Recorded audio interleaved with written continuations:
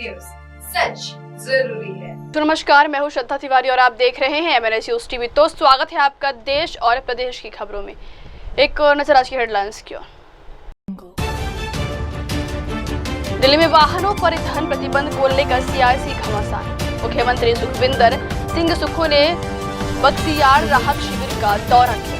कांग्रेस सांसद प्रमोद तिवारी ने पीएम मोदी पर साधा निशाना। तो खबरें विस्तार से। दिल्ली में वाहनों पर ईंधन प्रतिबंध को लेकर सियासी घमासान। राजधानी में वाहनों की ईंधन जीवन अवधि समाप्त होने पर प्रतिबंध को लेकर सियासत गर्मा गई है। यह फैसला जहां एक और प्रदूषण नियंत्रण के उद्देश्य से लिया गया था, वहीं अब यह एक राजनीतिक बहस का मुद्दा बन गया है। आपके दिल्ली अध्यक्ष सौरभ भारद्वाज ने इस फैसले को लेकर केंद्र सरकार और भाजपा पर तीखा हमला बोला है। उन्होंने आरोप लगाया है कि यह प्रतिबंध आम लोगों की नहीं बल्कि वाहन डीलरों के हित में लाया जा रहा है। यह भाजपा सरकार और वाहन डीलरों की साजिश है। CAQM का पत्र इस नाटक का सबूत है। सौरभ भारद्वाज ने प्रेस कॉन्फ्रेंस में कहा करके कहा मनजिंदर सिंह सिरसा साहब ने कि हम 31 मार्च से पुरानी गाड़ियों में पेट्रोल देना बंद कर देंगे। ये बाइट सबके पास है। 31 मार्च तक इनकी तैयारी नहीं थी, लिहाजा 30 जून से इन्होंने कहा कि साहब 30 जून के बाद अब हम पेट्रोल और डीजल गाड़ियों को नहीं देंगे। और ये खूब उछल उछल कूद कूद कर कहा। उसके बाद दिल्ली वालों ने इनको गालियां देनी शुरू की। ट्विटर पे, फेसबुक पे, इंस्टाग्राम पे इनको खूब कोसा, इनके ही सपोर्टरों ने कोसा। हम लोगों ने प्रेस वार्ता की तो झूठ बोल दिया गया कि नहीं साहब ये तो जो है ना high court, supreme court, NGT के ऑर्डर थे, CAQM के ऑर्डर थे। CAQM की चिट्ठी 23 अप्रैल की है। मनजिंदर सिंह सिरसा जो है 1 मार्च को अनाउंसमेंट कर चुके। अब जो लीपापोती कर रही थी भारतीय जनता पार्टी सरकार, उसमें फिर फंस गए। कैसे फंस गए? CAQM को चिट्ठी लिखी, उसमें एक बात कही और दिल्ली वालों को जो बात कही वो दूसरी बात कही। ये इतना तेज समझते हैं, अपने आप को इतना शातिर समझते हैं, इनको लगता है सब लोग बेवकूफ हैं। दिल्ली वालों को क्या कहा? दिल्ली वालों को कहा नहीं नहीं नहीं, ये तो डिसीजन गलत है भाई। गाड़ी पुरानी है इसका मतलब ये कोई ना वो प्रदूषण कर रही है, नई गाड़ी भी प्रदूषण कर सकती है। पुरानी गाड़ी वेल मेंटेन्ड हो तो प्रदूषण नहीं करती है। LG साहब एक अलग चिट्ठी लिख रहे हैं कि नहीं, एक पुरानी गाड़ी से एक इमोशनल कनेक्ट होता है। ये सारी चिट्ठीबाजी किसके लिए हो रही है? दिल्ली के लोगों के लिए, उनको बेवकूफ बनाने के लिए ये चिट्ठीबाजी है। CAQM को क्या चिट्ठी लिखी गई उसको सुनिए। CAQM को कहा गया कि साहब हम आपके फैसले से पूरी तरीके से सहमत हैं।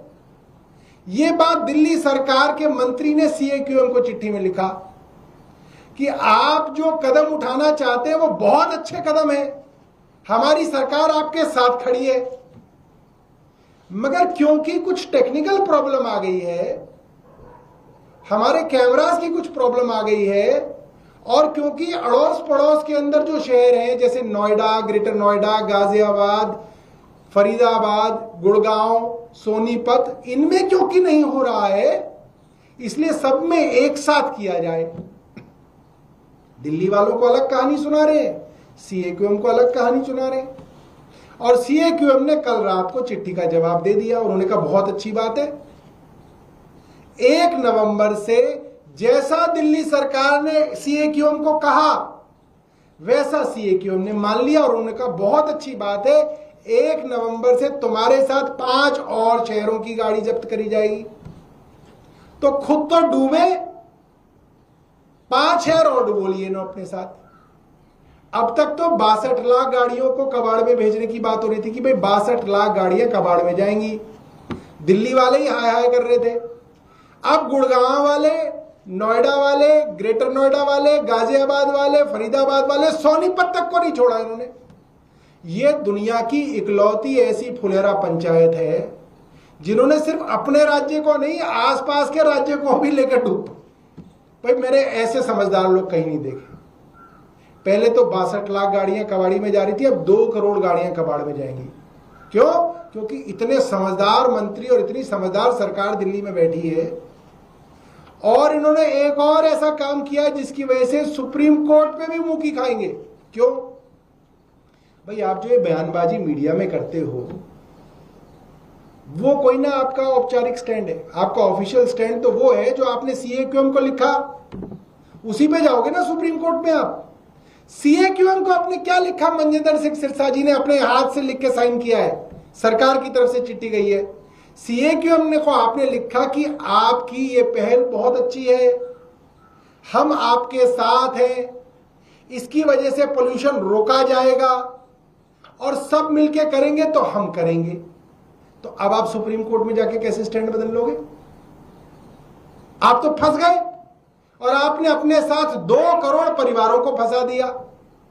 सिर्फ और सिर्फ मूर्खतापूर्ण काम ये सरकार रोज कर रही है। मैं ऐसे ही नहीं कहता कि फुलेरा की पंचायत चला रहे हैं, ये पंचायत से भी गए गुजरे हैं अभी लोग, इन्हें पता ही नहीं है क्या करना है, कैसे करना है, कहीं कुछ लिखते हैं, कहीं कुछ लिखते हैं। अरे ऐसे सरकार चलती है, आप कैसे स्टैंड बदलोगे? मेरा भारतीय जनता पार्टी की मुख्यमंत्री जी से सवाल है, क्या सुप्रीम कोर्ट बेवकूफ बैठा है? CAQM में आप कुछ लिखोगे, जनता को आप कुछ बताओगे, सुप्रीम कोर्ट में आप तीसरी बात बताओगे? ऐसे कोई ना चलता है। ये सीधा सीधा कार मैन्युफैक्चरर्स, ऑटोमोबाइल मैन्युफैक्चरर्स के साथ साठगांठ है। अब ये खबर क्यों दी गई और क्यों इसके ऊपर इतनी बयानबाजी की जा रही है? ताकि जो बेचारा दिल्ली का आदमी है, नोएडा का आदमी है, गाजियाबाद का आदमी है, उसको अभी से डर लग जाए कि अच्छा नवंबर के बाद तो मेरी गाड़ी नहीं चलेगी, चलो गाड़ी खरीद लें। आपने उसके सर पे तलवार लटका दी, 2 करोड़ परिवारों के सर पे आपने तलवार लटका दी, सब पे प्रेशर बना दिया आपने कि भाई अब गाड़ी खरीदो, नई गाड़ी खरीदो, क्योंकि 1 नवंबर के बाद तो पेट्रोल भी नहीं मिलेगा। अभी तक तो ये था कि दिल्ली में नहीं तो चलो नोएडा से भरवा लेंगे पेट्रोल, नोएडा नहीं से तो गाजियाबाद से भरवा लेंगे, कोई फरीदाबाद से भरवा लेता, कोई गुड़गांव से भरवा लेता। अब तो आपने सबको लेके डूब गए, अब तो पेट्रोल भी नहीं मिलेगा किसी को। ये सीधा सीधा अरबों रुपए का फायदा बड़े बड़े कार मैन्युफैक्चरर्स को कराया जा रहा है, और भारतीय जनता पार्टी की सीधी साठगांठ इन कार मैन्युफैक्चरर्स के सामने आ गई है। और अब सुप्रीम कोर्ट से भी कुछ नहीं मिलेगा। कोई भारतीय जनता पार्टी का बड़ा वकील हो, आ जाए मैदान में और मुझे बता दे कि भाई तुमने CAQM के अंदर जो स्टैंड लिया है उसको कैसे बदल दोगे सुप्रीम कोर्ट के अंदर 1 हफ्ते के अंदर। अब सिर्फ एक तरीका है, केंद्र सरकार को सुप्रीम कोर्ट के फैसले को पलटने के लिए अध्यादेश लाना पड़ेगा। जैसे दिल्ली सरकार को सर्विसेज के मामले में जब शक्तियां दी गई सुप्रीम कोर्ट द्वारा, आपने अध्यादेश लाके सुप्रीम कोर्ट का फैसला पलट दिया। जैसे सुप्रीम कोर्ट ने चीफ इलेक्शन कमिश्नर को बनाने का एक तरीका बताया, आपको पसंद नहीं आया, आपने अध्यादेश लाके सुप्रीम कोर्ट का फैसला पलट दिया। उसी तरीके से अब दिल्ली और 5 अलग अलग शहरों के लोगों के लिए आपको अध्यादेश लाने की जरूरत है। इसके अलावा और कोई तरीका नहीं बचा है। और कुछ मुख्यमंत्री आपकी सरकार पे सवाल खड़े करें कि आपकी सरकार में होते हुए आप लोग उस नियम को बदल सकते थे, उसको सुप्रीम कोर्ट में चुनौती दे सकते थे, आप उस पर बैठे रहे और इसका भुगतान दिल्ली वालों को करना पड़ रहा है। ऐसा है, केंद्र सरकार नेहरू जी को गाली दे रही है पिछले 11 साल से, ये अरविंद केजरीवाल को गाली दे दे के 5 साल निकाल लेंगे। इनकी यही एक इनके पास तरीका, और कोई तरीका नहीं, क्योंकि करना कुछ नहीं। सर, पवन खेड़ा है कांग्रेस के नेता, उन्होंने एक ट्वीट किया है और ये सवाल पूछा है कि धामी जी जल महल बना रहे हैं, और ये जवाब दे रहा है अरविंद केजरीवाल के शीश महल, और जनता धामी जी से पूछेगी करोड़ों रुपए का जो ऑल वेदर ये बना रहे हैं स्विमिंग पूल, उत्तराखंड की जनता हिसाब में। देखिए, मुझे नहीं पता कि धामी जी कौन सा महल बना रहे हैं, मगर एक YouTube पे मैंने वीडियो जरूर देखा था जिसमें एक महल नुमा बहुत बड़ी कोठी थी, और उसके बाहर धामी जी जो हैं बैठ के नाश्ता कर रहे थे। वो घर काफ़ी बड़ा है, मुझे नहीं पता कि वो सरकारी घर है या प्राइवेट घर है, मगर अब आप बहुत दूर क्यों जाएं, हमारे तो यहाँ प्रधानमंत्री निवास ही बहुत आलीशान बन रहा है, उसके बारे में कोई खबर बाहर नहीं आ रही। सर, बसंत कुंज में जय हिंद कैंप है, वहाँ पर लोग ये आरोप लगा रहे हैं कि उनकी बिजली काट दी गई कल सुबह से, और बिजली नहीं है, उनको बताया भी नहीं गया, उन्हें आशंका है कि उनकी ड्यूटियाँ तोड़ दी जाएँ। देखिए, ये मामला किसी एक कैंप का नहीं है। वजीरपुर के पास, जहां पे हम कई बार जा चुके हैं, संजय सिंह जी भी गए हमारे साथ, वहां पे उन झुग्गियों को जिनको कोर्ट से स्टे मिल गया है कि आप इन झुग्गियों के ऊपर एक्शन नहीं ले सकते, उन झुग्गियों का पानी और बिजली काट दी गई है। ये कई बार जो है यूट्यूब चैनल्स पे भी ये बात आई है। एक चैनल है शरद शर्मा ऑन ग्राउंड, उसके अंदर ये बात आई, कई बार आई कि साहब अदालत ने तो उनको स्टे दे दिया है और सरकार ने बिजली और पानी काट दिया ताकि वो अपने आप छोड़ के भाग जाए। तो सरकार हर जगह कर रही है। सर, इसके अलावा एक मुद्दा और है। कल जब बुक लॉन्च के दौरान अरविंद केजरीवाल ने नोबेल पुरस्कार का जिक्र किया, तो अभी दिल्ली बीजेपी के अध्यक्ष वीरेंद्र सचदेवा वो कह रहे हैं कि वो अपना मानसिक संतुलन चेक कराए। अगर भ्रष्टाचार, अनारकी और महिला की पिटाई का कोई कैटेगरी होती तो जरूर मिल जाता नोबेल पुरस्कार। देखिए, अब वीरेंद्र सचदेवा जी सरकार में हैं, सरकार चलाएं। अब जो है इन बातों से काम चलेगा नहीं, अब काम करके दिखाना पड़ेगा। जब तक अपोजिशन में थे तब तक तो काम चल गया, अब काम करें और काम पे बात करें। दिल्ली वाले अब काम का इंतजार कर रहे हैं। और कुछ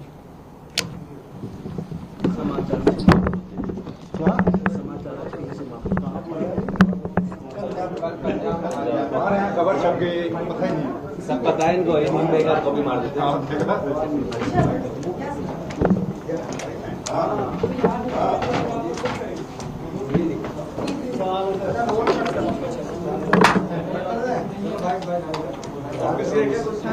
तुझे ही देगा।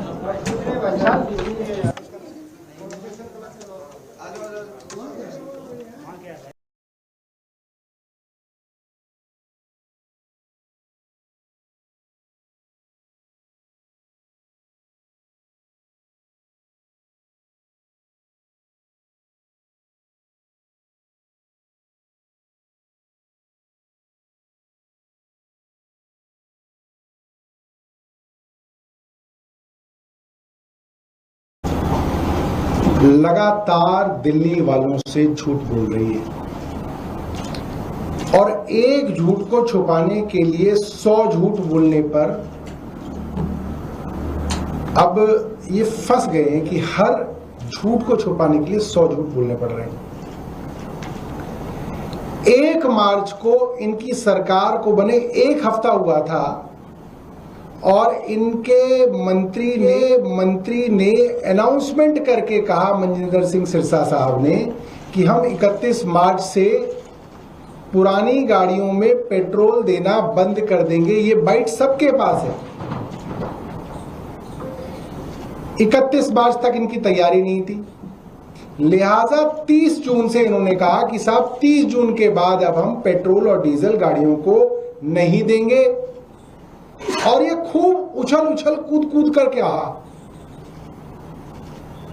उसके बाद दिल्ली वालों ने इनको गालियां देनी शुरू की, ट्विटर पे, फेसबुक पे, इंस्टाग्राम पे इनको खूब कोसा, इनके ही सपोर्टरों ने कोसा।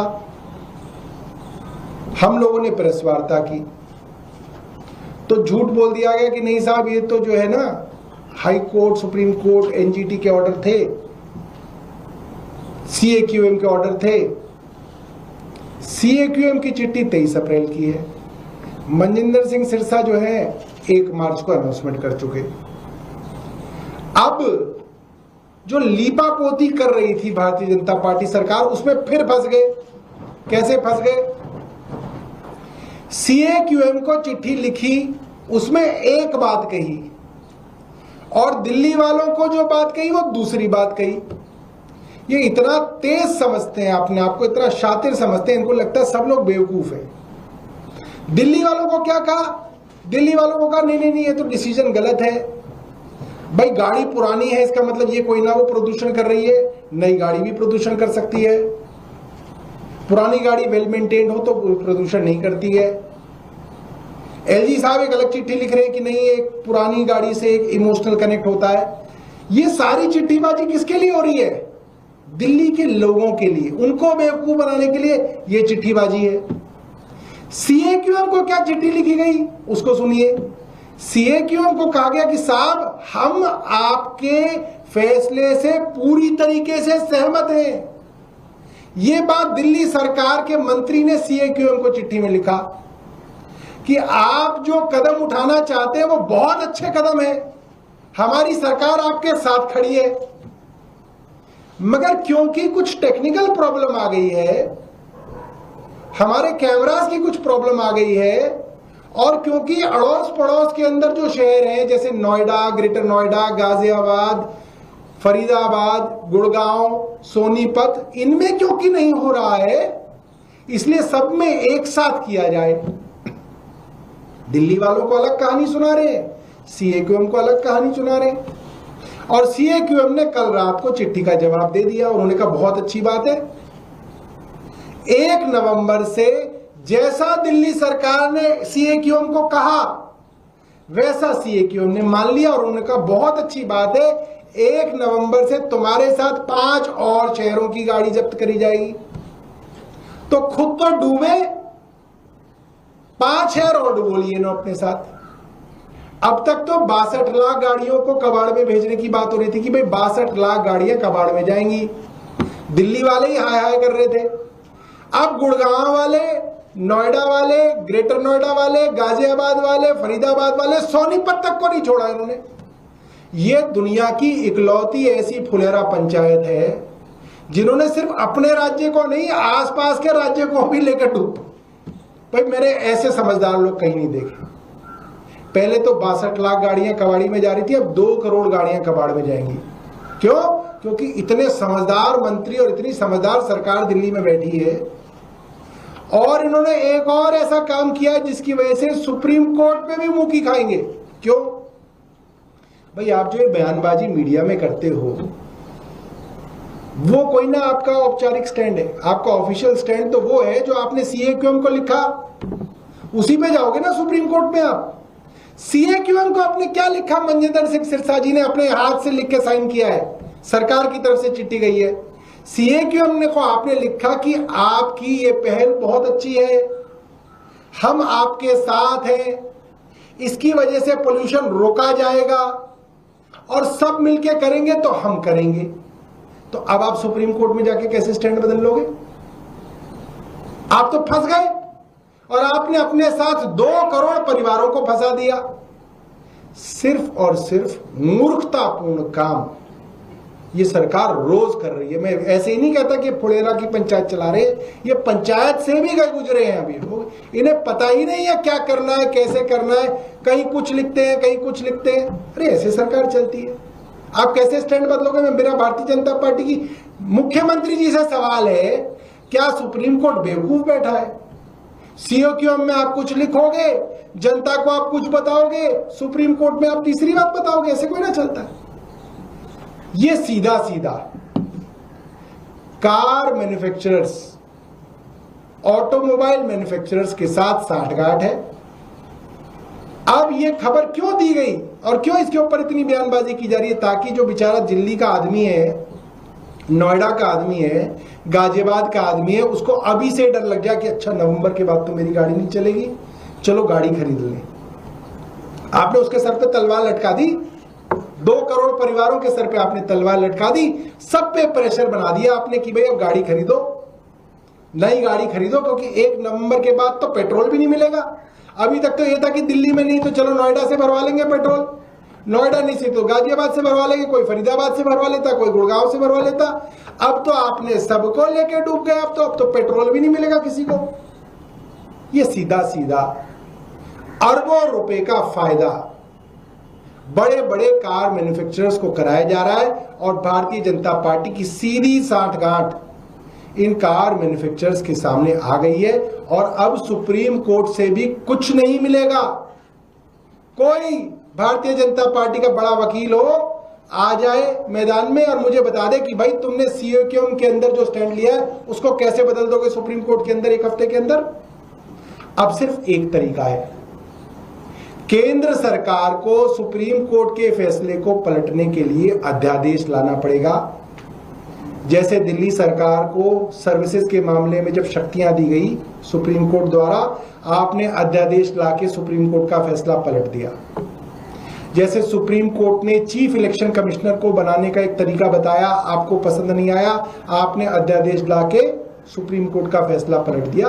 उसी तरीके से अब दिल्ली और 5 अलग अलग शहरों के लोगों के लिए आपको अध्यादेश लाने की जरूरत है। इसके अलावा और कोई तरीका नहीं बचा है। और कुछ लेकिन मुख्यमंत्री आपकी सरकार पे सवाल खड़े करें कि आपकी सरकार में होते हुए आप लोग उस नियम को बदल सकते थे या उसको सुप्रीम कोर्ट में चुनौती दे सकते थे, आप उस पर बैठे रहे और इसका भुगतान दिल्ली वालों को करना पड़ रहा है। ऐसा है, केंद्र सरकार नेहरू जी को गाली दे रही है पिछले 11 साल से, ये अरविंद केजरीवाल को गाली दे दे के 5 साल निकाल लेंगे। इनकी यही एक इनके पास तरीका, और कोई तरीका नहीं, क्योंकि करना कुछ नहीं। सर, पवन खेड़ा है कांग्रेस के नेता, उन्होंने एक ट्वीट किया है और ये सवाल पूछा है कि धामी जी जल महल बना रहे हैं, और ये जवाब दे रहा है अरविंद केजरीवाल के शीश महल। और जनता धामी जी से पूछेगी करोड़ों रुपए का जो ऑल वेदर ये बना रहे हैं स्विमिंग पूल, उत्तराखंड की जनता हिसाब में। देखिए, मुझे नहीं पता कि धामी जी कौन सा महल बना रहे हैं, मगर एक YouTube पे मैंने वीडियो जरूर देखा था जिसमें एक महल नुमा बहुत बड़ी कोठी थी और उसके बाहर धामी जी जो हैं बैठ के नाश्ता कर रहे थे। वो घर काफ़ी बड़ा है, मुझे नहीं पता कि वो सरकारी घर है या प्राइवेट घर है, मगर अब आप बहुत दूर क्यों जाए, हमारे तो यहाँ प्रधानमंत्री निवास ही बहुत आलीशान बन रहा है, उसके बारे में कोई खबर बाहर नहीं आ रही। सर, बसंतपुर में जय हिंद कैंप है, वहाँ पर लोग ये आरोप लगा रहे हैं कि उनकी बिजली काट दी गई कल सुबह से, और बिजली नहीं है, उनको बताया भी नहीं गया, उन्हें आशंका है कि उनकी ड्यूटियाँ तोड़ दी जाएँ। देखिए, ये मामला किसी एक कैंप का नहीं है। वजीरपुर के पास, जहाँ पे हम कई बार जा चुके हैं, संजय सिंह जी भी गए हमारे साथ, वहाँ पे उन झुग्गियों को जिनको कोर्ट से स्टे मिल गया है कि आप इन झुग्गियों के ऊपर एक्शन नहीं ले सकते, उन झुग्गियों का पानी और बिजली काट दी गई है। ये कई बार जो है YouTube चैनल्स पे भी ये बात आई है। एक चैनल है शरद शर्मा ऑन ग्राउंड, उसके अंदर ये बात आई, कई बार आई कि साहब अदालत ने तो उनको स्टे दे दिया है और सरकार ने बिजली और पानी काट दिया ताकि वो अपने आप छोड़ के भाग जाए। तो सरकार हर जगह कर रही है। सर, इसके अलावा एक मुद्दा और है, कल जब बुक लॉन्च के दौरान अरविंद केजरीवाल ने नोबेल पुरस्कार का जिक्र किया, तो अभी दिल्ली बीजेपी के अध्यक्ष वीरेंद्र सचदेवा वो कह रहे हैं कि वो अपना मानसिक संतुलन चेक कराए, अगर भ्रष्टाचार, अनारकी और महिला की पिटाई का कोई कैटेगरी होती तो जरूर मिल जाता नोबेल पुरस्कार। देखिए, अब वीरेंद्र सचदेवा जी सरकार में हैं, सरकार चलाएं। अब जो है इन बातों से काम चलेगा नहीं, अब काम करके दिखाना पड़ेगा। जब तक अपोजिशन में थे तब तक तो काम चल गया, अब काम करें और काम पे बात करें। दिल्ली वाले अब काम का इंतजार कर रहे हैं। और कुछ लगातार दिल्ली वालों से झूठ बोल रही है और एक झूठ को छुपाने के लिए 100 झूठ बोलने पर अब ये फंस गए हैं कि हर झूठ को छुपाने के लिए 100 झूठ बोलने पड़ रहे हैं। 1 मार्च को इनकी सरकार को बने 1 हफ्ता हुआ था और इनके मंत्री ने अनाउंसमेंट करके कहा, मनजिंदर सिंह सिरसा साहब ने, कि हम 31 मार्च से पुरानी गाड़ियों में पेट्रोल देना बंद कर देंगे। ये बाइट सबके पास है। 31 मार्च तक इनकी तैयारी नहीं थी, लिहाजा 30 जून से इन्होंने कहा कि साहब 30 जून के बाद अब हम पेट्रोल और डीजल गाड़ियों को नहीं देंगे। और ये खूब उछल उछल कूद कूद करके कहा। उसके बाद दिल्ली वालों ने इनको गालियां देनी शुरू की, ट्विटर पे, फेसबुक पे, इंस्टाग्राम पे इनको खूब कोसा, इनके ही सपोर्टरों ने कोसा। हम लोगों ने प्रेस वार्ता की तो झूठ बोल दिया गया कि नहीं साहब, ये तो जो है ना high court, supreme court, NGT के ऑर्डर थे, सीएक्यूएम के ऑर्डर थे। सीएक्यूएम की चिट्ठी 23 अप्रैल की है। मनजिंदर सिंह सिरसा जो है 1 मार्च को अनाउंसमेंट कर चुके। अब जो लीपापोती कर रही थी भारतीय जनता पार्टी सरकार, उसमें फिर फंस गए। कैसे फंस गए? सीएक्यूएम को चिट्ठी लिखी, उसमें एक बात कही और दिल्ली वालों को जो बात कही वो दूसरी बात कही। ये इतना तेज समझते हैं अपने आप को, इतना शातिर समझते हैं, इनको लगता है सब लोग बेवकूफ हैं। दिल्ली वालों को क्या कहा? दिल्ली वालों को कहा नहीं ये तो डिसीजन गलत है भाई, गाड़ी पुरानी है इसका मतलब ये कोई ना वो प्रदूषण कर रही है, नई गाड़ी भी प्रदूषण कर सकती है। पुरानी गाड़ी वेल मेंटेन्ड हो तो प्रदूषण नहीं करती है। एलजी साहब एक अलग चिट्ठी लिख रहे हैं कि नहीं, एक पुरानी गाड़ी से एक इमोशनल कनेक्ट होता है। ये सारी चिट्ठीबाजी किसके लिए हो रही है? दिल्ली के लोगों के लिए, उनको बेवकूफ बनाने के लिए ये चिट्ठीबाजी है। सीएक्यूएम को क्या चिट्ठी लिखी गई उसको सुनिए। सीएक्यूएम को कहा गया कि साहब हम आपके फैसले से पूरी तरीके से सहमत हैं। ये बात दिल्ली सरकार के मंत्री ने सीएक्यूएम को चिट्ठी में लिखा कि आप जो कदम उठाना चाहते हैं वो बहुत अच्छे कदम है, हमारी सरकार आपके साथ खड़ी है, मगर क्योंकि कुछ टेक्निकल प्रॉब्लम आ गई है, हमारे कैमरास की कुछ प्रॉब्लम आ गई है, और क्योंकि अड़ोस पड़ोस के अंदर जो शहर हैं जैसे नोएडा, ग्रेटर नोएडा, गाजियाबाद, फरीदाबाद, गुड़गांव, सोनीपत, इनमें क्योंकि नहीं हो रहा है, इसलिए सब में एक साथ किया जाए। दिल्ली वालों को अलग कहानी सुना रहे हैं, सीएक्यूएम को अलग कहानी सुना रहे हैं। और सीएक्यूएम ने कल रात को चिट्ठी का जवाब दे दिया। उन्होंने कहा बहुत अच्छी बात है, 1 नवंबर से जैसा दिल्ली सरकार ने सीएक्यूएम को कहा वैसा सीएक्यूएम ने मान लिया, और उन्होंने कहा बहुत अच्छी बात है, 1 नवंबर से तुम्हारे साथ 5 और शहरों की गाड़ी जब्त करी जाएगी। तो खुद तो डूबे, 5 शहर और डुबो लिए ना अपने साथ। अब तक तो 62 लाख गाड़ियों को कबाड़ में भेजने की बात हो रही थी कि भाई 62 लाख गाड़ियां कबाड़ में जाएंगी, दिल्ली वाले ही हाय हाय कर रहे थे। अब गुड़गांव वाले, नोएडा वाले, ग्रेटर नोएडा वाले, गाजियाबाद वाले, फरीदाबाद वाले, सोनीपत तक को नहीं छोड़ा इन्होंने। ये दुनिया की इकलौती ऐसी फुलेरा पंचायत है जिन्होंने सिर्फ अपने राज्य को नहीं, आसपास के राज्य को भी लेकर डूब। भाई मेरे ऐसे समझदार लोग कहीं नहीं देखे। पहले तो 62 लाख गाड़ियां कबाड़ी में जा रही थी, अब 2 करोड़ गाड़ियां कबाड़ में जाएंगी। क्यों? क्योंकि इतने समझदार मंत्री और इतनी समझदार सरकार दिल्ली में बैठी है। और इन्होंने एक और ऐसा काम किया है जिसकी वजह से सुप्रीम कोर्ट में भी मुंह की खाएंगे। क्यों? भाई आप जो ये बयानबाजी मीडिया में करते हो वो कोई ना आपका औपचारिक स्टैंड है, आपका ऑफिशियल स्टैंड तो वो है जो आपने सीएक्यूएम को लिखा, उसी पे जाओगे ना सुप्रीम कोर्ट में आप।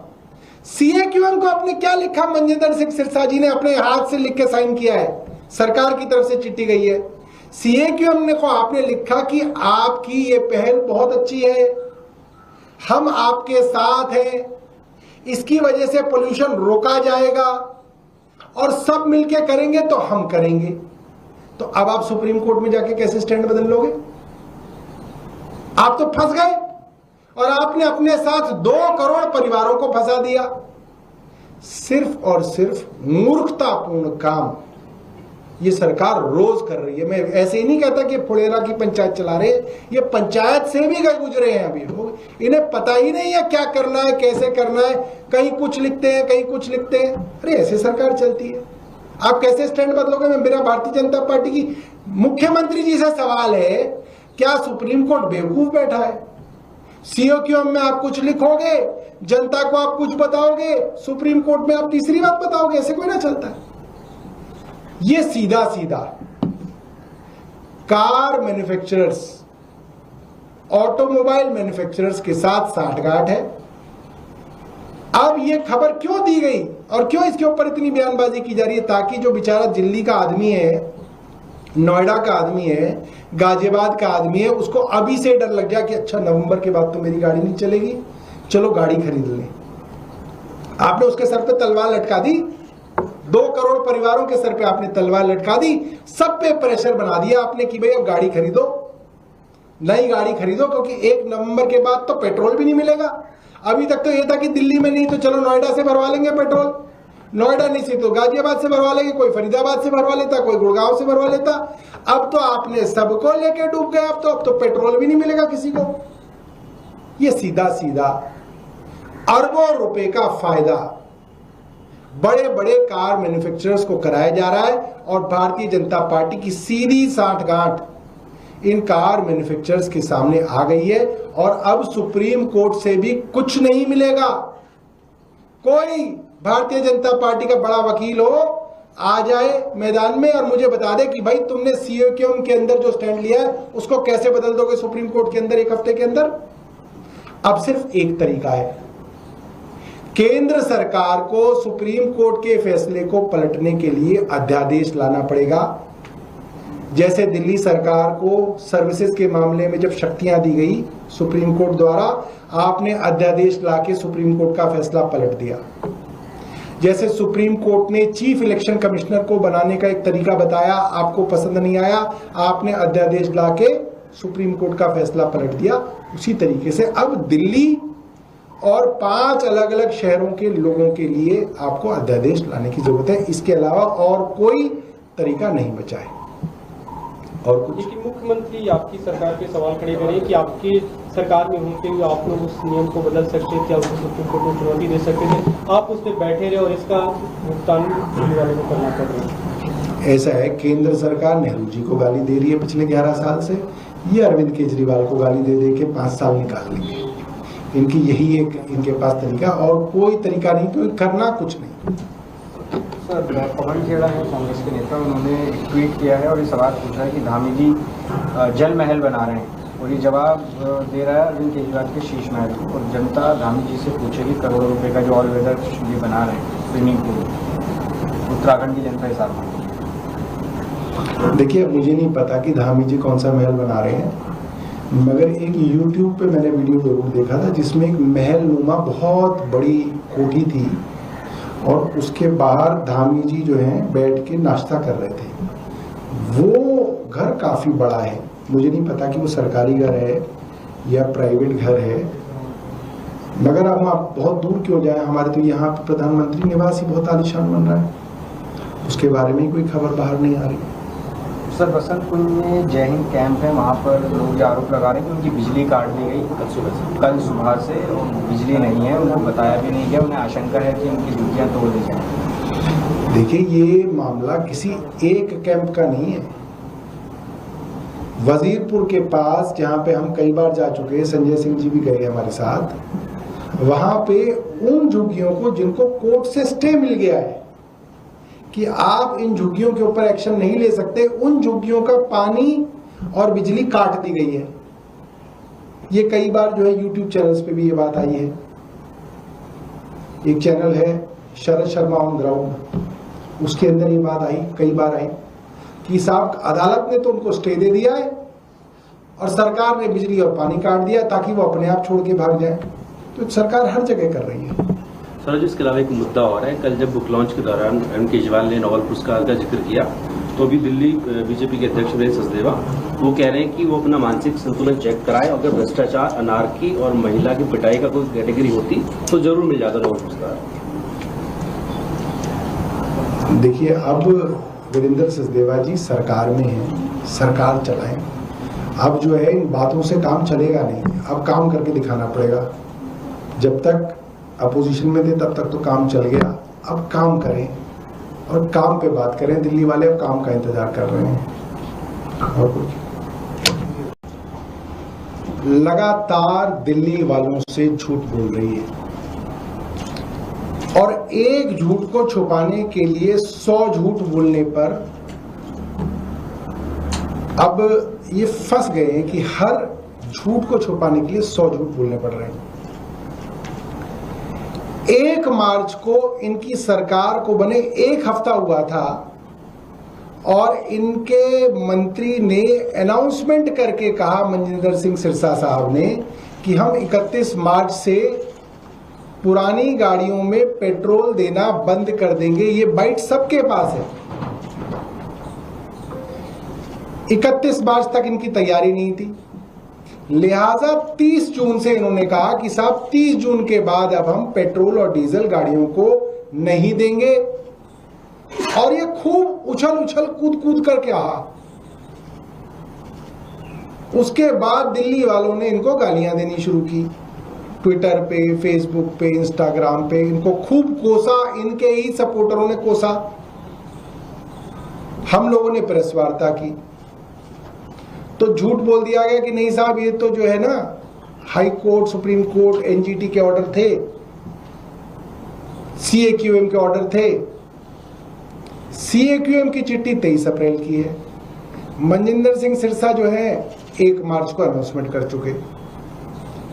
अब जो लीपापोती कर रही थी भारतीय जनता पार्टी सरकार, उसमें फिर फंस गए।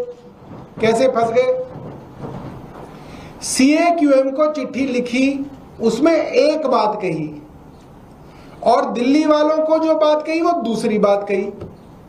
ये इतना तेज समझते हैं अपने आप को, इतना शातिर समझते हैं, इनको लगता है सब लोग बेवकूफ हैं। दिल्ली वालों को क्या कहा?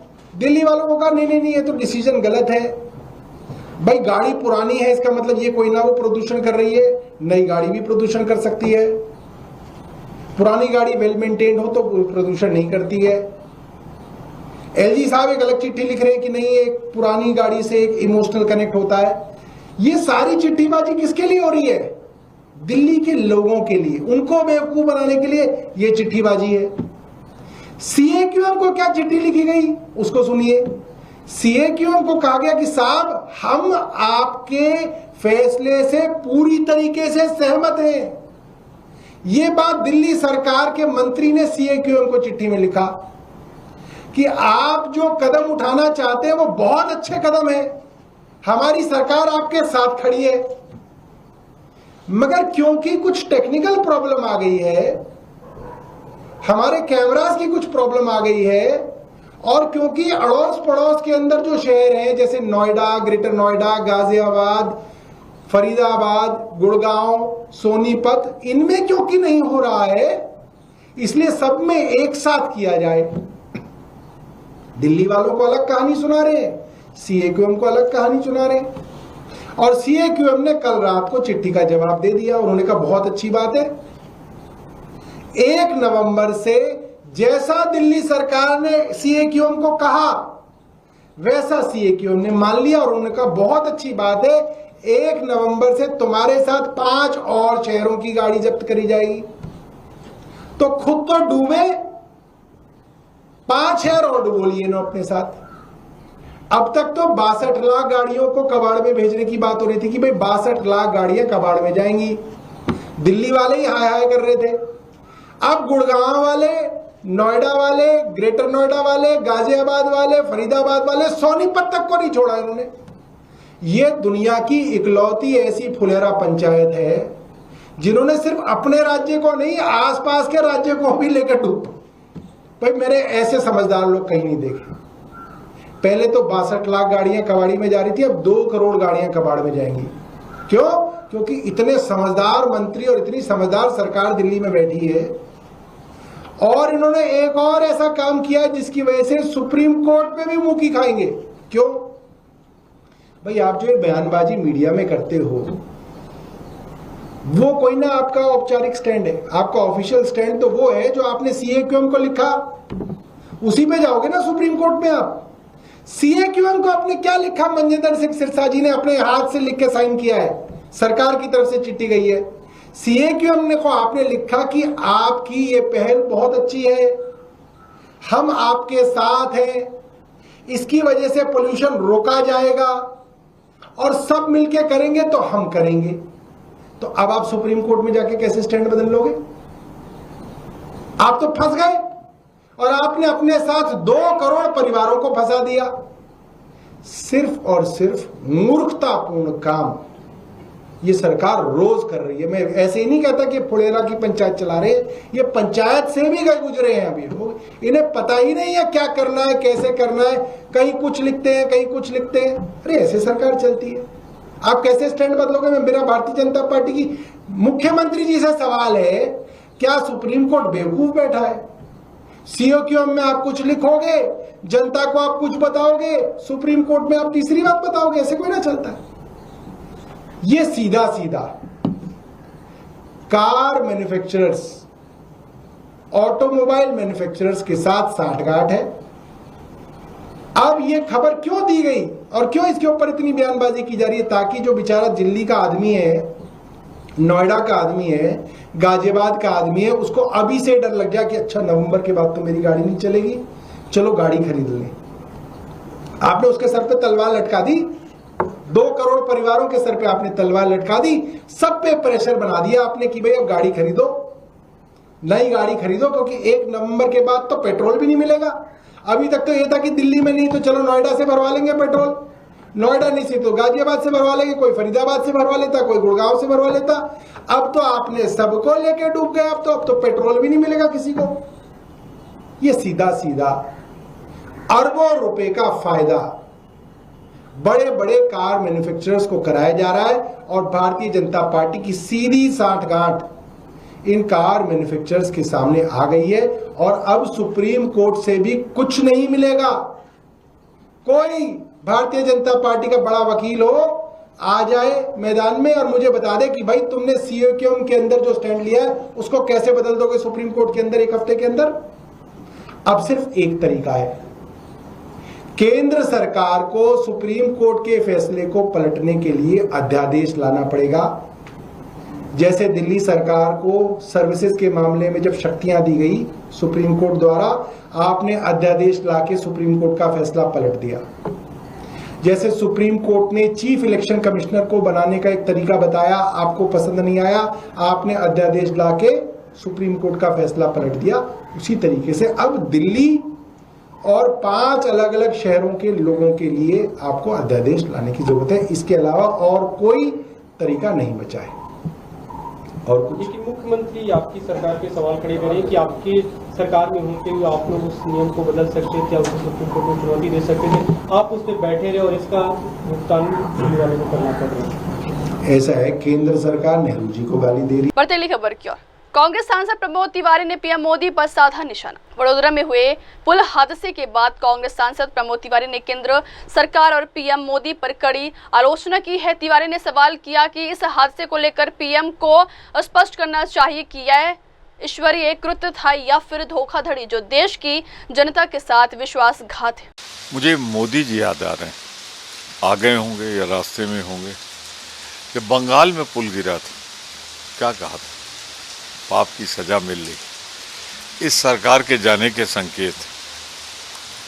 तो मोदी जी बड़ोदरा का पुल गिरा है, 13 मौतें भी हुई और क्या फिल्मी स्टाइल में गिरा है, आके बैठ गया और गाड़ियां आती जा रही, गिरते जा रहे हैं, 13 लोगों की मौत। और ये पहला नहीं, इसके पहले भी मोरवी में तमाम लोग हादसे के शिकार हुए थे, पुल गिरा था। क्या बंगाल में जो आपने बोला था वो सही, भ्रष्टाचार हुआ था, भ्रष्टाचार की वजह से रख रखाव नहीं हुआ था, मेंटेनेंस गड़बड़ था, क्योंकि 20 साल से 25 साल से तो आप ही मेंटेन कर रहे थे, काफ़ी दिन मुख्यमंत्री के रूप में आपने मेंटेन किया। तो मोदी जी बताइए ना, ये एक्ट ऑफ गॉड है कि एक्ट ऑफ फ्रॉड है। बढ़ते खबर की ओर। गुजरात आप अध्यक्ष इसुदान गढ़वी ने भाजपा सरकार पर लगाया भ्रष्टाचार का आरोप। गुजरात में बड़ोदरा पुल हादसे को लेकर राजनीतिक तापमान तेज हो गया है। आम आदमी पार्टी के गुजरात अध्यक्ष इसुदान गढ़वी ने इस घटना को भाजपा सरकार की भ्रष्टाचार और लापरवाही का उदाहरण बताते हुए कड़ी आलोचना की है। गढ़वी ने कहा है कि यह हादसा भाजपा सरकार की चूक है और भ्रष्टाचार का नतीजा है। अगर मुख्यमंत्री राज्य के शासन का सही ढंग से प्रबंधन नहीं कर पा रहे हैं तो उन्हें तुरंत इस्तीफा दे देना चाहिए। बिल्कुल, देखो भाजपा के राज में अब लोग डर रहे हैं कि ब्रिज के नीचे खड़े रहे या ब्रिज से ऊपर चले। कल आपने देखा होगा जिस तरह से ये पादरा बड़ोदरा जो ब्रिज है वो पूरा कोलैप्स हुआ, और वो ब्रिज सिर्फ कोलैप्स ही नहीं हुआ है, पहली बार नहीं हुआ है, उससे पहले कई सालों से वहां के स्थानीय लोग कंप्लेन कर रहे थे, उनके वीडियो भी है, वो अधिकारियों से बात भी कर रहे हैं कि ये ब्रिज चलने लायक नहीं है, और उस पर हैवी व्हीकल कैसे चल सकते थे। लेकिन ये भाजपा के भ्रष्टाचार का एक नमूना है, भाजपा की सरकार चलाने की जो अड़ाउड़त है उसका नमूना है, और इसलिए ये मानव सर्जित हादसा है। ये कोई कुदरती हादसा नहीं है, ब्रिज कोलैप्स सिर्फ नहीं हुआ है, भाजपा की सरकार की लापरवाही की वजह से ये ब्रिज कोलैप्स हुआ, लोग मरे, 13 लोगों की मौत हुई है। क्या हम तब तक इंतजार कर रहे थे कि लोग यहां से पुल गिरे और लोग मरे और बाद में हम जांच बिठाए? और मुख्यमंत्री से अगर गुजरात नहीं संभल रहा है तो मुख्यमंत्री को रिजाइन दे देना चाहिए। यहां फुल टाइम अच्छे और सुसज्ज जो वहीवट कर सके ऐसे मुख्यमंत्री की जरूरत है। हमें ऐसे बिल्डरों की जरूरत नहीं है जो अपने धंधे में जान दे। ये हो क्या है गुजरात में? बार बार लोगों को परेशानी हो रही है। उतना ही नहीं, आप देखो कि जब जब ये वारदातें हुई है, भाजपा वाले मंत्री या मुख्यमंत्री का ट्वीट और निवेदन आता है कि जांच कमेटी बिठाई जाएगी, चमरबंदी को छोड़ेंगे नहीं, लेकिन कोई तब जांच नहीं होती, कोई चमरबंदी पकड़ा नहीं जा रहा है। बस सिर्फ वही मानते कि 5 दिन में लोग मिल जाएंगे और फिर हम भाजपा को वोट देंगे। उनको अहंकार आ गया है। हालत तो तब है कि कल मुख्यमंत्री ने खुद ने ट्वीट किया कि 13 पिलर में से सिर्फ 1 पिलर टूटा, इसलिए इतने लोग मरे। यानी कि 22 पिलर तोड़ने के राह जोड़ रहे हैं क्या? और ये लोग मौत मतलब मृत्यु लोगों की हुई है, लोग हादसे में उनके परिवार पीड़ित है और आप ये कह रहे हैं उनको बचाव कर रहे हैं। आपकी सरकार का जिम्मेदारी नहीं लेंगे आप कभी? आप जिम्मेदारी नहीं लेंगे? बस इतना सा ब्रिज का वो पिलर टूटा और ये हो गया। क्या मजाक है? ये मुख्यमंत्री की भाषा है क्या? बहुत ही दुख हुआ। गुजरात के सभी लोगों में दुख है और गुजरात के लोग अब थक चुके हैं भाजपा की इस सरकार से। बढ़ती खबर क्यों? शहजाद पूनावाला का हमला, बिहार के 2 नवाबों ने किया पप्पू यादव का अपमान। भाजपा के राष्ट्रीय प्रवक्ता शहजाद पूनावाला ने एक बार फिर विपक्ष पर करारा हमला बोला है। दिल्ली में मीडिया से बात करते हुए उन्होंने कांग्रेस नेता राहुल गांधी, तेजस्वी यादव और कांग्रेस के परिवारवाद पर निशाना साधते हुए कहा है कि तथाकथित पप्पू ने कांग्रेस को डुबोया, वहीं तेजस्वी यादव और कांग्रेस ने कल एक और पप्पू को रुला दिया। जाने से मना कर दिया गया, एक्सेस डिनाई कर दिया। देखिए, कांग्रेस पार्टी को एक तथाकथित पप्पू ने डुबाया और कल हमने देखा कि तेजस्वी यादव और कांग्रेस पार्टी ने एक पप्पू को डुबा दिया, रुला दिया। जिस प्रकार से बिहार के एक सम्मानित नेता पप्पू यादव जी, जो कि एक सांसद भी है, उनको वैन में घुसने नहीं दिया गया। उसके बाद मैंने उनका इंटरव्यू देखा, कहीं भावुक हुए वो और कहने लगे कि मैं ये अपमान का घूंट पी लूँगा। पर ये अपमानित करने वाले लोग कौन थे? ये बिहार के 2 नवाब थे जिन्होंने पप्पू यादव जी का अपमान किया है। और कन्हैया कुमार भी, जिसको वामपंथी दल से खास कांग्रेस ने लेने का काम किया। और जयराम रमेश बताते हैं कि राहुल गांधी के बाद वो सबसे बड़े नेता है कांग्रेस पार्टी के, उनको भी उन्होंने वाहन में चढ़ने नहीं दिया। तो इसका मतलब साफ है कि परिवारवादी नवाबों के लिए ही वैन में जगह है, कांग्रेस और आरजेडी के, बाकी किसी के लिए और कोई जगह नहीं है। अब उन्होंने इन दोनों लोगों का अपमान किया, ये इनकी पार्टी का अंदरूनी मामला है, पर कांग्रेस पार्टी में गैर परिवारवादी लोगों की कोई चलती बढ़ती खबर क्या? सड़क पर मलबा जमा, सफाई का कार्य जारी। उत्तराखंड की राजधानी देहरादून के मालदेवता क्षेत्र में भारी बारिश के कारण भूस्खलन की स्थिति बनी हुई है। भूस्खलन की वजह से सड़क पर मलबा जमा हो गया, जिससे आवाजाही पूरी तरह बाधित हो गई है। प्रशासन और लोक निर्माण विभाग की टीमों ने मौके पर पहुंचकर सड़क को साफ करने का काम तेजी से शुरू कर दिया।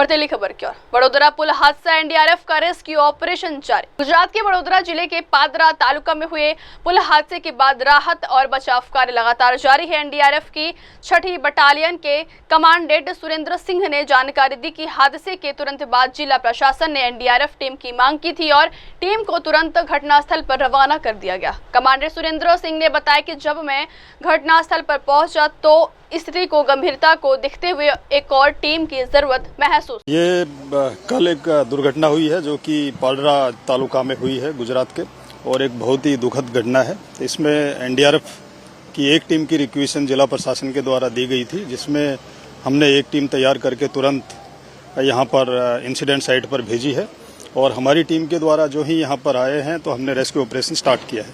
मैं भी इस इंसिडेंट साइट पर तत्काल पहुँच गया था और पहुँचने के बाद हमने देखा कि एक टीम की और आवश्यकता है, तो हमने एक टीम को अपनी और डिप्लॉय किया। हमारी यहाँ पर इस ऑपरेशन के लिए कुल 2 टीमें तैनात हैं और उसके बाद भी फिर हमें महसूस हुआ कि हमारी और टीम की आवश्यकता है, तो हमने एक सब टीम को और यहाँ पर डेप्यूट किया है।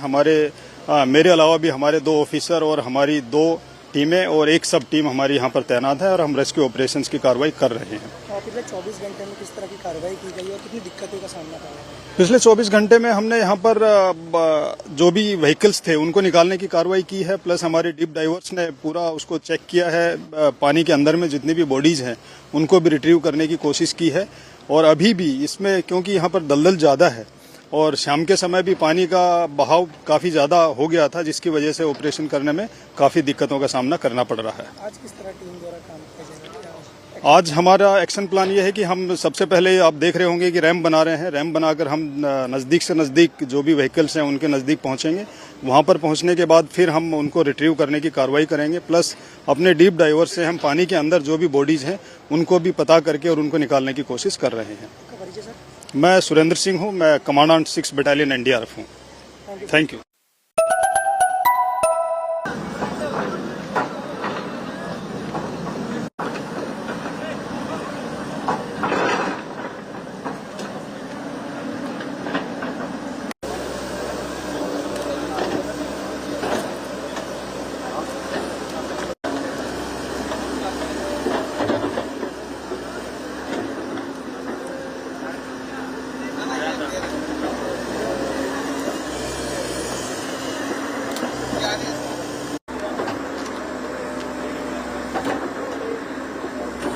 बढ़ती खबर की ओर। रुद्रपुर बनेगा उत्तराखंड का नया औद्योगिक केंद्र, बोले सीएम धामी। उत्तराखंड के सीएम पुष्कर सिंह धामी ने आज देहरादून स्थित अपने सरकारी आवास पर उद्योग विभाग के वरिष्ठ अधिकारियों के साथ एक अहम समीक्षा बैठक की।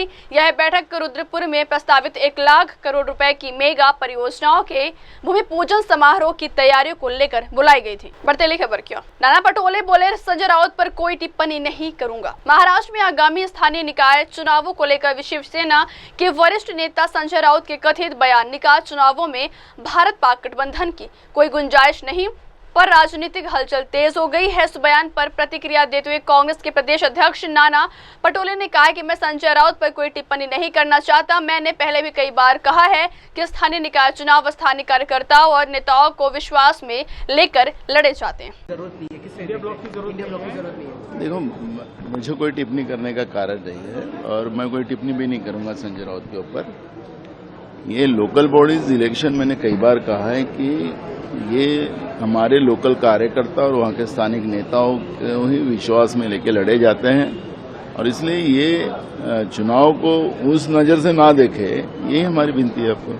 पर सर, किस तरह से अभी जो लोकल बॉडी इलेक्शंस होंगे दोनों भाई साथ में आएंगे, ऐसी अटकलें उन्होंने ये कह के वो इंडिया ब्लॉक की जरूरत नहीं है। अरे भाई, वो से ऑफिशियल हो गया कि अभी लोकल बॉडी दोनों साथ में लड़ रहे हैं भाई। मैंने कई बार कहा है कि जो अभी सत्ता में पार्टी है, 3 लोगों का अलायंस है, वो भी साथ में लड़ेंगे क्या? उन्हें भी अलग अलग स्टेटमेंट दिया है। तो इसलिए लोकल बॉडीज इलेक्शन ये स्थानिक कार्यकर्ताओं के आधार पर लड़ा जाता है, वहाँ के स्थानिक नेताओं के आधार पर लड़ा जाता है। तो इसलिए ये जो समीकरण जो है हर तालुका, हर डिस्ट्रिक्ट का अलग अलग रहने वाला है, तो इसलिए ये अलायंस टूट गया, अलायंस हो गया, ये इशू इसमें नहीं रहेगा। बढ़ती खबर की ओर। थुनाग में दुकानदार की 25 साल की मेहनत बाढ़ में बह गई। हिमाचल प्रदेश के मंडी जिले के थुनाग क्षेत्र में हाल ही में हुए बादल फटने और अचानक आई बाढ़ ने दर्जनों परिवारों को उजाड़ कर रख दिया है। स्थानीय दुकानदारों और रहवासियों को भारी नुकसान का सामना करना पड़ रहा है। एक दुकानदार ने अपनी आपबीती साझा करते हुए कहा कि मैं पिछले 25 सालों से थुनाग में दुकान चला रहा हूँ, लेकिन आज मेरी 25 सालों की कमाई खत्म हो गई। आज मेरा नाम ठाकुरदास है। मैं 25 साल से यहाँ दुकान करता हूँ थुनाग में, और 25 साल में देखो आज सारे खत्म हो गए। बिल्कुल 25 साल की सारी कमाई थी जो खत्म हो गई दुकानदारी में। कुछ मेरा एक पीस तक नहीं रहा। देखो आप देख रहे हैं, सारे मीडिया वाले भी आ रहे हैं, इनका भी धन्यवाद करता हूँ बहुत बहुत। और आज कुछ नहीं रहा 25 सालों का। जो 25 साल में कमाया था वो इसमें लगाया था। 25 साल से दुकानदारी कर रहा हूँ मैं। आज कुछ भी रहा, थोड़ा डाया पीछे से बाढ़ आई और सारा कुछ खत्म हो गया। कुछ भी नहीं बचा, एक पीस तक नहीं बचा। और प्रशासन तरफ कोई हमारी कोई हेल्प नहीं हो रही, कोई देखने नहीं आ रहा, वो कुछ नहीं आ रहा है, कोई भी नहीं आ रहा आज तक यहाँ। भैया आप कैसे रह रहे हैं, कैसे क्या कर रहे हैं। क्वार्टर था मेरा, क्वार्टर भी खत्म हो गया बिल्कुल। वहाँ भी बाढ़ आई, चारा जो मेरा मकान मालिक था वो भी एक्सपायर हो गया, उसमें दब के वो भी एक्सपायर हो गया। सारे कमरे भर गए, 2-2 मंजिल तक भर गई वो भी सारी। तो क्या कर सकते हैं अब, ना हमारे को कोई राहत नहीं मिल रही, कोई त्रिपाल नहीं मिल रहा, कोई कुछ नहीं मिल रहा। अब इसके ऊपर मैंने त्रिपाल फेंकना था, वो त्रिपाल नहीं दे रहे हैं। बोलते त्रिपाल क्या करना आपने, आपका घर तो गया नहीं है, दुकान तो गई है, दुकान नहीं खत्म हुई। इसके लिए ढकने के लिए तो त्रिपाल चाहिए था मेरे को। नुकसान तो सर बहुत ज्यादा। 25 साल की कमाई इसमें सारी खत्म हो गई। 25 साल का था सारा, इसमें जो डाला हो, जो कमाना है दुकान में डालना, जो कमाना वो दुकान में डालना, बस सारा खत्म हो गया। आज 50-60 लाख का माल सारा खत्म हो गया बिल्कुल। कम से कम 50-60-65 लाख का माल था, सारा खत्म हो गया। अब क्या बोलना, इससे ऊपर क्या बोल सकते। धन्यवाद करना सरकार से मांग करना चाहते हो, हमारे लिए कुछ करो, और ये जो हमारा माल जो खराब हुआ हमारे कुछ सहायता करो। और क्या मांगना सरकार से, सरकार ने देना कि इतना करोगा। सरकार से क्या मांग करनी। ये देखो यहाँ मौका तो कर लो भाई, आओ तो सही, कोई अधिकारी आओ, कोई अफसर आओ, कोई नेता हो, कोई मंत्री आए, तब तो हम समझे भाई नहीं आ रहा है। देखो उन्होंने हमारा दर्द समझा, कोई नहीं आ रहा है। ये बात, और कुछ नहीं बोलना चाहता हूँ मैं। धन्यवाद। बढ़ती अगली खबर की ओर। सुप्रीम कोर्ट में सुनवाई से पहले तेजस्वी यादव का बड़ा बयान। बिहार में चल रहे विशेष गहन पुनरीक्षण अभियान पर राजनीतिक विवाद और गहराता जा रहा है। इस प्रक्रिया को चुनौती देने वाली याचिकाओं पर सुप्रीम कोर्ट में सुनवाई से पहले राजद नेता तेजस्वी यादव ने चुनाव आयोग और सरकार पर सीधा हमला बोला है। तेजस्वी ने कहा है कि हमने अदालत का दरवाजा खटखटाया है और कोर्ट में अपना पक्ष भी रखा है। जब देखना है कि अदालत क्या फैसला देती है। कोर्ट में हम लोग गए हैं, अपने पक्ष को रखा है। अब देखते हैं कोर्ट में क्या जो भी होगा, कोर्ट का जो निर्णय होगा उसको हम लोग देखेंगे। कोर्ट में मजबूती से सारे पक्षों को जो है रखा जा रहा है, लेकिन सबसे बड़ा सवाल ये खड़ा हो रहा है कि आप आधार कार्ड को नामंजूर क्यों कर रहे हैं, आप राशन कार्ड को नामंजूर क्यों कर रहे हैं, आप जॉब कार्ड को, मनरेगा कार्ड को नामंजूर क्यों कर रहे हैं। अभी भी जो है बिहार के लोगों के पास वो डॉक्यूमेंट्स है ही नहीं। कहीं भी कोई भी स्पष्टीकरण जो है चुनाव आयोग नहीं दे रहा है। चुनाव आयोग को आखिर ऐसी क्या जिद है कि उनके कमिश्नर जो है प्रेस कॉन्फ्रेंस करके सारी बात को क्लैरिफाई क्यों नहीं करते, क्यों कंफ्यूजन पैदा कर रखा, किस बात का ईगो है चुनाव आयोग को। ये तो लग रहा है कि बीजेपी के जो पार्टी का सेल है उस हिसाब से चुनाव आयोग जो है काम कर रहा है। बढ़ती खबर की ओर। मंडी थुनाग में सामुदायिक रसोई घर से बाढ़ पीड़ितों को भोजन। हिमाचल प्रदेश के मंडी जिले के थुनाग क्षेत्र में हाल ही में हुए बादल फटने और अचानक आई बाढ़ ने कई परिवारों को बेघर कर दिया है। जहां एक और लोगों ने अपना घर, दुकान और जिंदगी भर की पूंजी खो दी, वहीं दूसरी ओर सामुदायिक सहयोग की मिसालें भी देखने को मिल रही हैं। थुनाग में स्थापित एक सामुदायिक रसोई घर अब बाढ़ प्रभावित लोगों के लिए जीवन रेखा बन गया।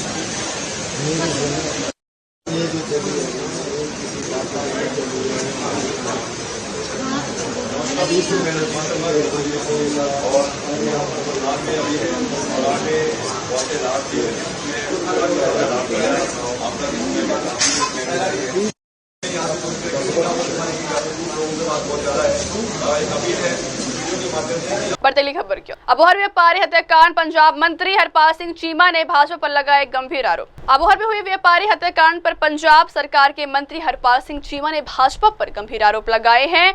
चंडीगढ़ में पत्रकारों से बातचीत करते हुए उन्होंने कहा है कि जैसे ही इस मामले में आरोपियों के खिलाफ कार्रवाई हुई, भाजपा नेताओं को बौखलाहट सामने आने लगी। पंजाब से लेकर दिल्ली तक कई भाजपा नेताओं ने गुंडों का साथ देते दिखे हैं, जिन पर कार्रवाई की गई है। लॉरेंस बिश्नोई को सलाखों के पीछे किसने डाला था, उसे गुजरात क्यों भेजा गया, जहां पिछले 30 साल से भाजपा की सरकार है। सारिਆਂ ਤੋਂ ਪਹਿਲਾਂ मीडिया के सारे साथियों का बहुत बहुत धन्यवाद। आज से एक विशेष सत्र पंजाब विधानसभा का शुरू होने जा रहा है। आज से 2 दिन का ये विधानसभा का सत्र होगा, जिसमें बहुत सारे विधानसभा के बिल, जो काफ़ी सारे बिल जो लंबे अरसे से पेंडिंग पड़े थे, उनको लाया जाएगा, उनको लेजिस्लेशन में तब्दील किया जाएगा, उनको कानून बनाया जाएगा ताकि पंजाब के लोगों का फायदा हो। पर लेकिन मैं देख रहा हूं कि पिछले लगभग 2-3 दिन पहले जो एक व्यापारी का मर्डर, कत्ल जो है अबोहर में हुआ था, जब दोषियों के खिलाफ कार्रवाई की गई, जब जिन लोगों ने, जिन गुंडों ने, जिन बदमाशों ने उस व्यापारी का कत्ल किया था, मर्डर किया था, जब उनके खिलाफ कार्रवाई की गई, तो मैं समझता हूं बीजेपी के बड़े बड़े नेता तिलमिला गए। बड़े बड़े नेता रोने लगे कि गुंडों के खिलाफ कार्रवाई क्यों कर रहे हो। बहुत सारे नेता दिल्ली से लेकर पंजाब तक भारतीय जनता पार्टी के नेता गुंडों का पक्ष करते दिखाई दे रही है, क्योंकि पूरा देश जानता है लॉरेंस बिश्नोई को गुजरात की जेल में किसने बंद किया है। भारतीय जनता पार्टी की सरकार पिछले 30 साल से गुजरात में काम कर रही है, और लॉरेंस बिश्नोई को गुजरात में लेके जाया गया, और उसके बाद पूरे देश भर में उसका साथ लेके चुन चुन के लोगों को मारा जा रहा है, चुन चुन के व्यापारियों को मारा जा रहा है, ताकि देश में दहशत का माहौल बने। जहां जहां बीजेपी के विपक्ष के पार्टियों के सरकारें हैं, चाहे वो पंजाब है, चाहे कोई और अन्य स्टेट है, वहां उन गुंडों का प्रयोग जो है वो भारतीय जनता पार्टी कर रही है। कल एक नेता इनके दिल्ली के कैबिनेट मंत्री बोल रहे थे कि ये मुकाबला फर्जी है, आज एक पंजाब के नेता बोल रहे थे कि मुकाबला फर्जी है। पर लेकिन आम आदमी पार्टी की सरकार, सरदार भगवंत सिंह मान जी, पंजाब के माननीय मुख्यमंत्री साहब, उन सभी लोगों के खिलाफ सख्त कार्रवाई करेंगे जो पंजाब का लॉ एंड ऑर्डर बिगाड़ने की कोशिश करेंगे, जो पंजाब के किसी भी निहत्थे आदमी को मारने का काम करेंगे, उसके खिलाफ सरकार सख्त कार्रवाई करे। पर लेकिन देश के लोगों को स्पष्ट हो गया कि भारतीय जनता पार्टी गुंडों को बचा रही है, और मुझे तो ऐसा लगता है कि भारतीय जनता पार्टी आने वाले दिनों में अपना एक गुंडों का एक ग्रुप बनाएगी, अपना एक पार्टी का विंग बनाएगी, क्योंकि भारतीय जनता पार्टी का विश्वास जो है वो डेमोक्रेसी में नहीं है। भारतीय जनता पार्टी में मैं समझता हूं चाहती है कि जितने भी अपोजिशन के स्टेट हैं उनमें गड़बड़ करवा के रखो, उनमें लॉ एंड ऑर्डर की पोजीशन खराब करो, फिर वहां उससे वोटें निकालने का काम करे। पर लेकिन पंजाब जो है गुरुओं पीरों की धरती है, पंजाब का भाईचारा बहुत स्ट्रांग है, पंजाब के लोग बहुत ताकतवर हैं, पंजाब के लोग दुश्मन से लड़ना जानते हैं, पंजाब के लोगों को पता है कि भारतीय जनता पार्टी पंजाब की दुश्मन जमात है। जब अबोहर के व्यापारी का मर्डर हुआ तो पूरे पंजाब के लोगों को दर्द हुआ, आम आदमी पार्टी की सरकार को दर्द हुआ, पर लेकिन भारतीय जनता पार्टी ने उस पर अपनी रोटियां सेकने का काम किया। आज जब वो लोग जिन्होंने जिन्होंने उस व्यापारी की हत्या करी, जब वो मुकाबले में मारा गया, जब वो लोग मुकाबले में मारे गए, तब भारतीय जनता पार्टी के वरिष्ठ नेता उनके बचाव पक्ष में आए कि इसकी जांच होनी चाहिए, सीबीआई की जांच होनी चाहिए। इससे पता चलता है कि भारतीय जनता पार्टी गुंडों का पक्ष रखती है। भारतीय जनता पार्टी को किसी व्यापारी के साथ कोई हमदर्दी नहीं है, बल्कि वो तो अपने वोटें निकालने के काम कर रही है। पर लेकिन हम उस हर शख्स को सजा देंगे, हम हर उस गुंडे को सजा देंगे जो पंजाब का लॉ एंड ऑर्डर तोड़ने का यत्न करेगा। चीमा जी ਤੁਸੀਂ ਕਹਿੰਦੇ ਲਾਰੈਂਸ ਬਿਸ਼ਨੋਈ ਗੁਜਰਾਤ 'ਚ ਬਹਿ ਕੇ ਇਹ ਸਾਰਾ ਕੁਝ ਕਰਾ ਰਹੇ ਹੈ, ਉਹਨੂੰ ਲੈ ਕੇ ਕੁਝ ਕਰੋਗੇ ਅੱਗੇ ਕਿ ਲਾਰੈਂਸ ਬਿਸ਼ਨੋਈ ਕਿਉਂਕਿ ਮੇਨ ਜੜ ਤਾਂ ਤੁਸੀਂ ਕਹਿ ਰਹੇ ਉਹ ਹੈ, ਉਹਨੂੰ ਕਿਵੇਂ ਕੱਢਿਆ ਜਾਏ ਫਿਰ ਉੱਥੋਂ? ਬਿਲਕੁਲ ਮੈਂ ਸਪਸ਼ਟ ਕਰ ਦਾਂਗਾ ਕਿ ਭਾਰਤੀ ਜਨਤਾ ਪਾਰਟੀ ਦੇ ਨੇਤਾ ਸਾਡੇ ਨਾਲ ਚੱਲਣ ਔਰ ਜਹਾਂ ਦੇਸ਼ ਦੇ ਹੋਮ ਮਿਨਿਸਟਰ ਅਮਿਤ ਸ਼ਾਹ ਜੀ ਨੂੰ ਰਿਕੁਐਸਟ ਕਰਨ, ਲਿਖਤੀ 'ਚ ਭੇਜਣ ਕਿ ਜਿੱਥੇ ਲਾਰੈਂਸ ਬਿਸ਼ਨੋਈ ਦੇ ਖਿਲਾਫ ਮੁਕੱਦਮੇ ਦਰਜ ਨੇ, ਉਹਨਾਂ ਜੇਲ੍ਹਾਂ ਦੇ ਅੰਦਰ, ਉਹਨਾਂ ਅਦਾਲਤਾਂ ਦੇ ਅੰਦਰ ਲਾਰੈਂਸ ਬਿਸ਼ਨੋਈ ਨੂੰ ਕਿਉਂ ਨਹੀਂ ਭੇਜਿਆ ਜਾ ਰਿਹਾ? ਕਿਉਂ ਲਾਰੈਂਸ ਬਿਸ਼ਨੋਈ ਨੂੰ ਪ੍ਰੋਟੈਕਸ਼ਨ ਦਿੱਤੀ ਗਈ ਹੈ ਗੁਜਰਾਤ ਦੇ ਅੰਦਰ? ਕਿ ਪ੍ਰੋਟੈਕਸ਼ਨ ਇਸ ਲਈ ਦਿੱਤੀ ਗਈ ਹੈ ਕਿ ਆਪੋਜੀਸ਼ਨ ਸਰਕਾਰਾਂ ਦੇ ਖਿਲਾਫ ਵਰਤਿਆ ਜਾਊਗਾ? ਕੀ ਪ੍ਰੋਟੈਕਸ਼ਨ ਇਸ ਲਈ ਦਿੱਤੀ ਗਈ ਹੈ ਕਿ ਚੁਣ ਕੇ ਲੋਕਾਂ ਨੂੰ ਮਾਰਿਆ ਜਾਊਗਾ? ਕਿ ਇਸ ਲਈ ਦਿੱਤੀ ਗਈ ਹੈ ਕਿ ਲੋਕਾਂ ਦੇ ਅੰਦਰ ਆਪਸੀ ਭਾਈਚਾਰਾ ਤੋੜਿਆ ਜਾਊਗਾ? ਇਹਦਾ ਮਤਲਬ ਸਪਸ਼ਟ ਆ। ਨਹੀਂ ਤਾਂ ਭਾਰਤੀ ਜਨਤਾ ਪਾਰਟੀ ਦੀ ਗੁਜਰਾਤ ਸਰਕਾਰ ਔਰ ਕੇਂਦਰ ਸਰਕਾਰ ਜਿੱਥੇ ਲਾਰੈਂਸ ਬਿਸ਼ਨੋਈ ਦੇ ਖਿਲਾਫ ਜਾਂ ਉਹਦੇ ਗੈਂਗ ਦੇ ਖਿਲਾਫ ਜਾਂ ਉਹਨਾਂ ਗੁੰਡਿਆਂ ਦੇ ਖਿਲਾਫ ਪਰਚੇ ਦਰਜ ਨੇ, ਉਹਦੀ ਤੁਰੰਤ ਹਵਾਲਗੀ ਉਹਨਾਂ ਸਟੇਟਾਂ ਨੂੰ ਕੀਤੀ ਜਾਵੇ ਤਾਂ ਕਿ ਕਾਨੂੰਨ ਦੇ ਮੁਤਾਬਕ ਭਾਰਤ ਦੇ ਅੰਦਰ ਕਾਨੂੰਨ ਆ, ਭਾਰਤ ਦੇ ਅੰਦਰ ਅਦਾਲਤਾਂ ਨੇ, ਉਹ ਅਦਾਲਤਾਂ ਦੇ ਰਾਹੀਂ ਉਹਨਾਂ ਲੋਕਾਂ ਨੂੰ ਸਜ਼ਾ ਦਿਵਾਈ ਜਾਵੇ। अब वक्त हो चलो ब्रेक की बात की खबरें मेरे सहयोगी मीनल के साथ। अब तक के लिए देखते रहिए देश और दुनिया की तमाम बड़ी खबरें। आप देख रहे हैं एमएनएस न्यूज, सच जरूरी।